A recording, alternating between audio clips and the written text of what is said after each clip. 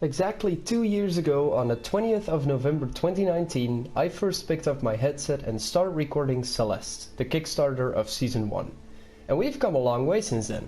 A fully fledged season featuring the best Metroidvania and a not too bothersome horror game came to be, tipped off with the biggest cherry on top. The challenge of beating all mainline Mario games as fast as possible. And all of that inevitably led to the birth of Season 2. A difficult platformer like Cuphead to start, followed by the incredible God of War and so much more. And now it's all coming to an end. But people often say to not look back to the past and only focus on the future. I, on the other hand, think it's important to look back to see what the future holds. What is the future of the good Life Horizons? In this video I'll reflect on past experiences and determine whether or not they are truly experienced or not. I'll take a look at the world records that I may or may not hold, the new Super Mario Odyssey Coinless moons, because yes, there are more, my own Super Mario Maker 2 levels, and maybe the most important thing yet. But I'll keep that a secret for now. Enjoy the official Season 2 intro, because it's the last time you'll ever be able to see it. This is me tying up loose ends.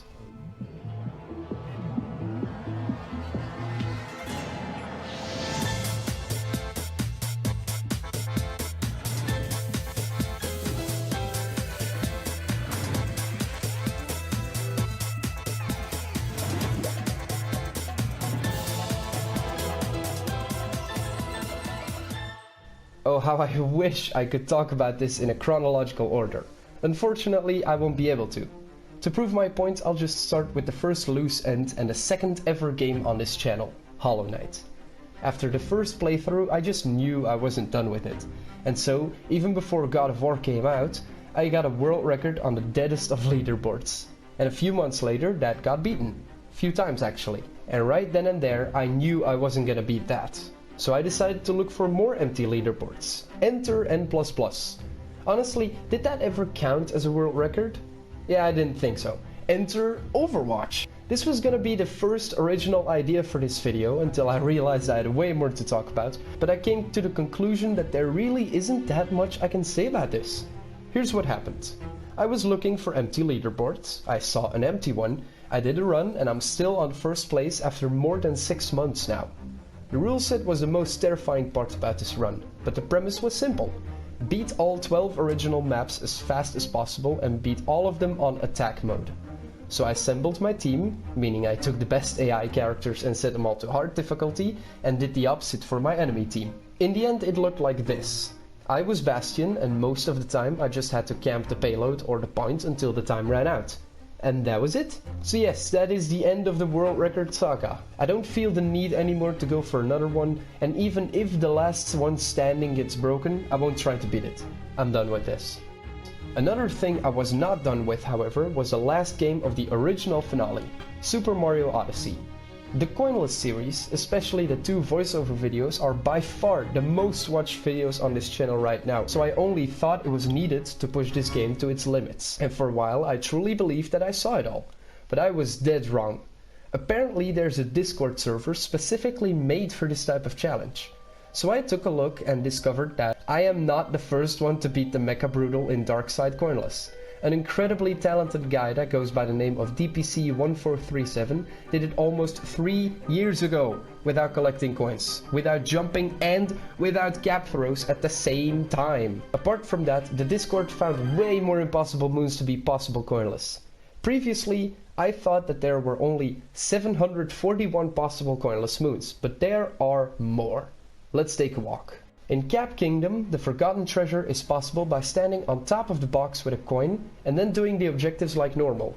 The text doesn't pop up, which is why I didn't think it worked, but it's possible. The first moon with the frog might be possible coinless by doing this, but there's no video of it yet, so it's not going on the possible coinless list. In Cascade Kingdom, the chain jump sub-area was impossible to my knowledge, but not to Warspy Kings. With these insane snipes, you can get the main and the secret moon in here as well. In Sand Kingdom, this 2D tower was a nightmare to begin with, but the secret moon here is possible with this amazing jump performed by Made for Mario. Among the 5 cactuses is possible by mounting the Jaxi from the reunion spot after pushing him there all the way with Gliden and doing whatever this bullshit is. And yes, every time you fail, you have to push the Jaxi back to the mounting spot. The secret moon in the freezing waterway sub-area is possible as well. I previously experimented with diagonal angles, but I couldn't pull it off. Luckily, I don't need to, because someone else can.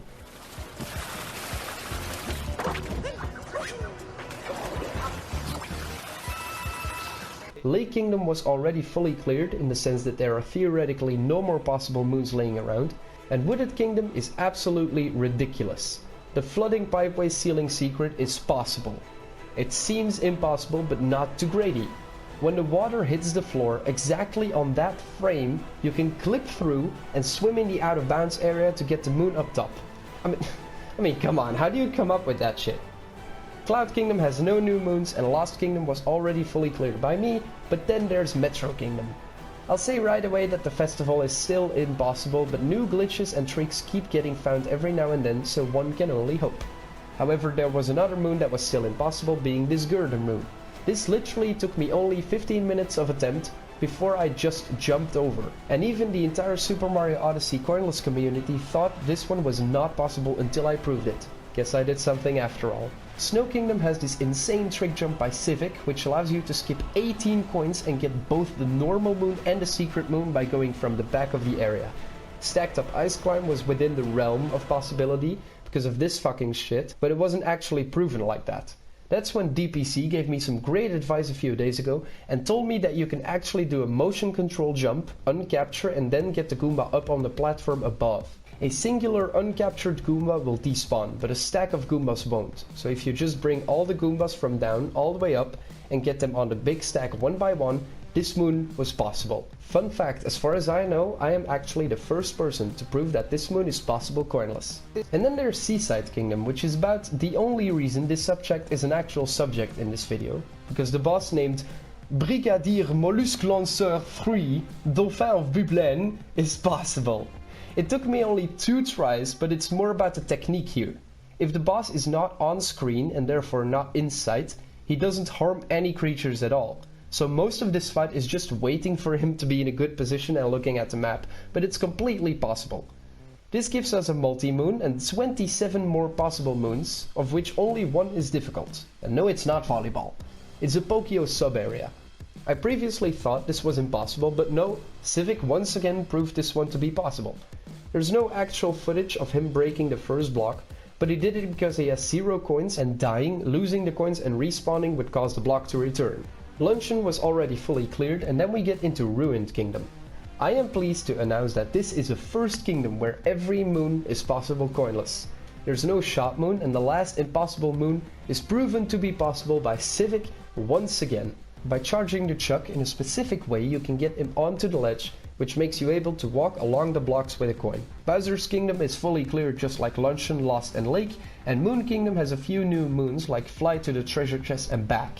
By manipulating the Bonsai Bill's trajectory behind the one you capture, you can get it so that it doesn't destroy blocks from the wall with coins. Doctor in the House is obtainable by buying the Doctor outfit amiibo for $37.99 with real money, and Center of the Galaxy is possible as well. I don't know how, but it is. And all of Darkside's moons are officially possible coinless as well. The one I wasn't able to prove originally is this Vanishing Road sub-area. Again, if you don't look at the enemies, they don't destroy other tanks. I realize there's way more camera manipulation than I used in my research, but it's 2 possible moons. Darkest Side was already possible, and Mushroom Kingdom has a new Toadette objective unlocked, being World Warper. The painting in Seaside Kingdom in the bottom of the cup is now unlocked, giving us a last extra moon. And counting all of that in, we get 48 more moons, which brings up our total to 789 total possible coinless moons as of this day. That also means that there are 91 singular moons still waiting to be collected, and if someone somehow would be able to find a way to get past the festival in Metro Kingdom, 42 more moons would be unlocked. However, there are still around 10 moons that I can think of that would be theoretically possible. If you know how to clip in Super Mario Odyssey, join that Discord. New moons are being found every now and then, but I, most likely, won't be making another follow-up video about this. That's why I'll leave it to you now. The link to the Super Mario Odyssey Coinless Discord is in the description, join anytime you want. I'll be there if there are further questions about this subject. And that officially ties up basically all loose ends out of Season 1 for now, apart from one. I'll come back to that one in the end, because I first want to discuss the Super Mario Maker 2 episodes of Season 2. They're not particularly good nor bad, but the levels featured in 3 out of 5 episodes are gone. I just wasn't happy with the way they played out, especially not when I saw this naked pipe, so I deleted them and changed the ones that I kept, while also creating a bunch more. There are now 11 immersive speedrun levels available on my profile, 8 of which are in a new Super Mario Bros. U style and 3 of which in another style. These 3 are also much more difficult than the other ones. Oh my god, look at this, it's Skewer Skyfall. Look here, a space-themed speedrun boss fight? What's this? Insane Kaizo that will make you pull your hair out and eat your balls whole? Did I write that line? Only available right now on my profile. Links to all clear videos and all level codes are in the description below. So now that we finally look back at everything that I felt like were loose ends, I can officially end it here. It's finally time for me to... One second. Take off these voice effects and reveal who I truly am. I mean, honestly, V0id, it's not even difficult to imitate you. You really thought that I would let you off the hook that easily? Let me introduce myself to you.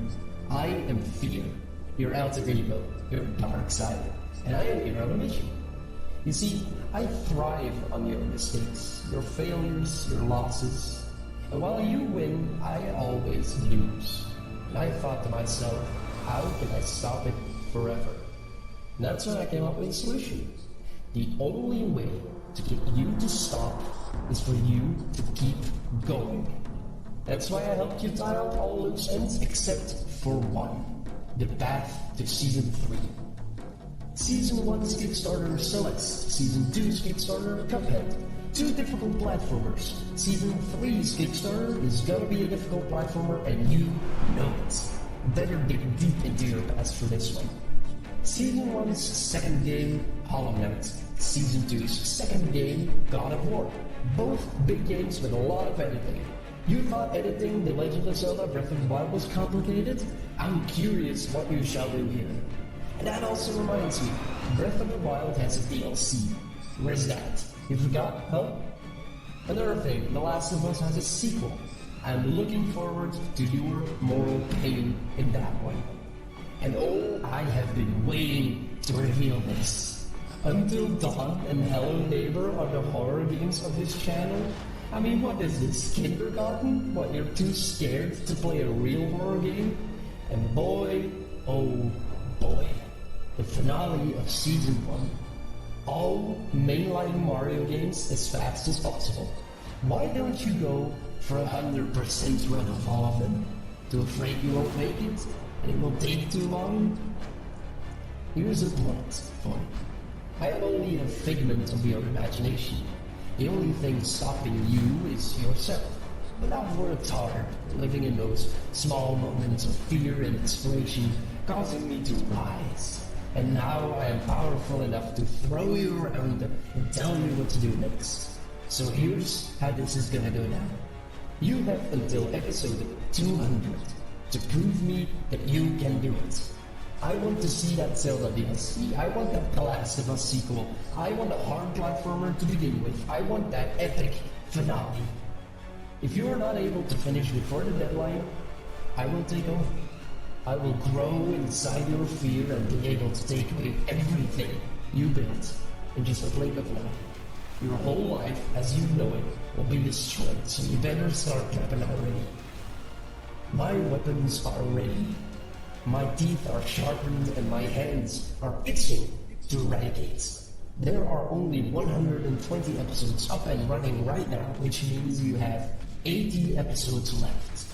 And looking at the time, you are running out of it. Because this video is video 2.